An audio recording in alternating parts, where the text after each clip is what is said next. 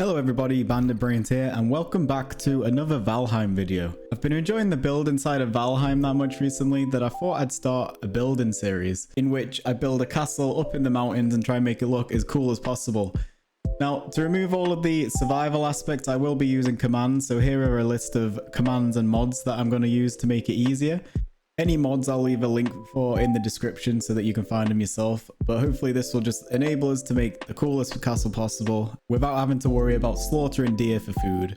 Obviously I'll be using the I'm a Cheater command to unlock the console, the debug mode with Z active which allows you to fly, and B active to remove any building requirements and also unlocks all building materials. Because I'll be removing a lot of trees and stone, I'll be using remove drops to stop clutter from collecting on the ground.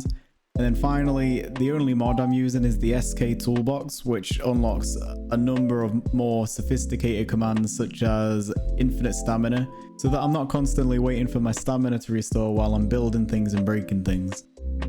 So with all that said and done, the first thing I did was get to clearing all the trees and boulders from the area. I wasn't too worried about this because it's something that I'll be doing as an ongoing process, but it's always nice to have a nice empty work platform to start with. While this is running at 3 times the speed in the background, I thought I'd show you a few pictures that I found as inspiration for the sort of build style that I'm going for this castle. I know we're limited with stuff that we can do with Valheim building, but it's always nice to have something to aim for. So here's the first picture. I actually think a lot of this is achievable in Valheim because there's not many angles, a lot of it's square, especially the towers. I will be having a few round towers, but it's hard to put a roof on. So I'll be sticking with a lot of square towers, like turret style, like this. Apart from that, I like the big main building at the back with the pitched roof, and I also like the bridge coming out the front. I'm definitely going to have a bridge on mine. So here's the second picture. As you can see, there's a lot more round structures which I'll struggle to put the roof on, but I like how this castle on the right is separate with its own bridge. It kind of makes it feel more defendable because it's separate and it's hard to access, so that's something I might consider. And I also like how the stone turns into wood over here. Obviously with Valheim, they're the two main materials, so I'm going to do a mixture of the two materials when I come to build my buildings like this. So here's a quick overview of the area with most of the boulders and the trees removed. Looks a lot cleaner, and now it's just time to level out the ground and make it a lot better to build with. To level out, I usually just raise all of the ground just above where I need it, and then by standing on the level that I want it and leveling it from there, it makes it pretty flat. So I went about raising all the ground in the area, but by the end of it, I had a nice big flat open area ready to build. The ground won't end up being this flat because I think that makes the build look quite boring, but it's a nice place to start and a nice place to start laying bricks down.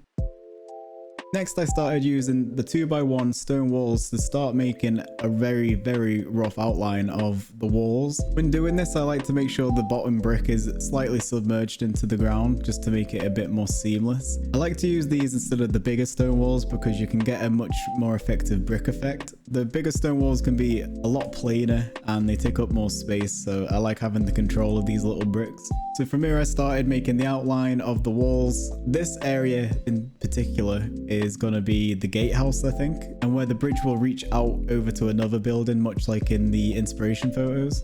And I know I said I was going to go for square turrets, but if you look at the land here, I couldn't resist putting a round tower, and I think that's what's going to go there.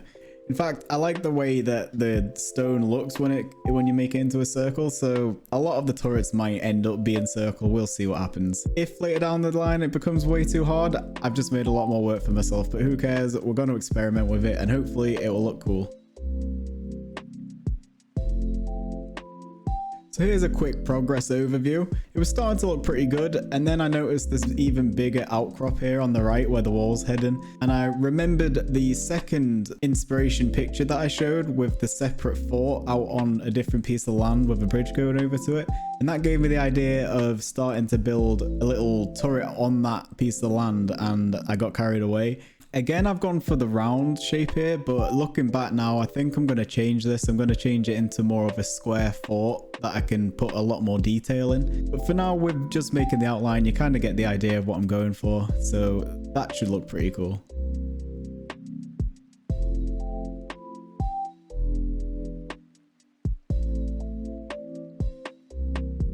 Once I realized I was wasting way too much time on that outcrop area and this was only meant to be a rough outline, I decided to come back up to the top and build a straight line out from the wall to keep everything on the same level plane. This way, if I was to build a building across the way, I know that everything's on the same level. And if I was to at some point join buildings together, or a wall was to wrap around it and reach the buildings at the back, they would all still be on the same level and I'd be able to connect them much easier. From this view, we can already see the rough outline of the castle taking shape. You can also see I made another round turret down in the bottom left there. This is me kind of sizing up where the gatehouse is going to be and how symmetrical it's going to be. So if you can imagine a bridge coming out from between those two circles, that's the look I'm going for.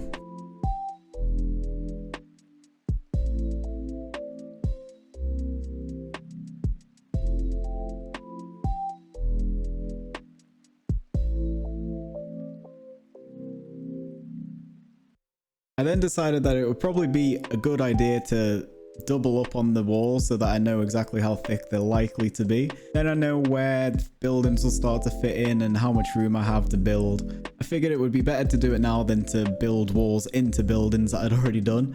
I think getting the walls built fully is going to be one of the first things I do, because then I know what sort of area I have to work with anyway.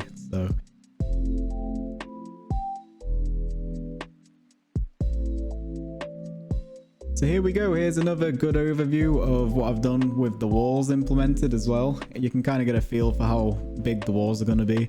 You can also see at the back there, I've got the outline of a building. I think that's going to be the Great Hall, and the building on the right is going to be like a barracks or something like that. I'm happy I decided to do this rough outline because it's really helping me like visualize what I'm going to be building and what's going to go where and how it's going to flow. Sometimes when you just start building things, more and more ideas keep flooding into your head, and that's kind of what's happening here.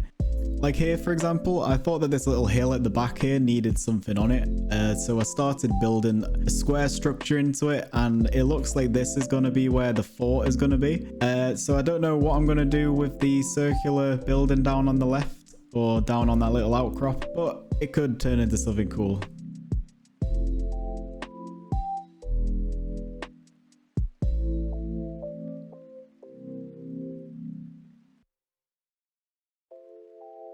With that final building planned out, I think I've given myself enough to think about and to actually get started with the building. So just to recap, and so that you know what to expect from the coming episodes, today we kind of figured out where the gatehouse is going to be, which is this building here, and I'm just now realizing that this highlight looks like a penis, but whatever, we'll move past it. I think this is going to be the first building that I put some effort into to make it look good, and this will kind of set the tone for what the rest of the building style is going to be for the rest of the little castle area we have up here. Next, we have this Great Hall at the back here. This will probably be the second building that I do, although it is separate from the rest of the structures here, so I may have to see where the walls take me and how the other buildings progress before I know how this is going to fit into the entire setting that we have here. Third, we have this barracks structure. This is going to be built into the wall, and I knew that I was going to have a building built into the wall here, so this should go up pretty quick. And then finally, we have the fort at the back here. This is going to be one of the bigger builds that I have to do, so I'm going to take my time with this one and try and build it into the terrain and make it look like it belongs there. And with that said, I definitely think I've given myself enough to get started on here. So if this has interested you and you want to see what happens next, please consider subscribing and watching the next episode. And if you've enjoyed this video, consider giving it a thumbs up. If you've disliked it, give it a thumbs down. And thank you for watching, and I'll see you in the next one.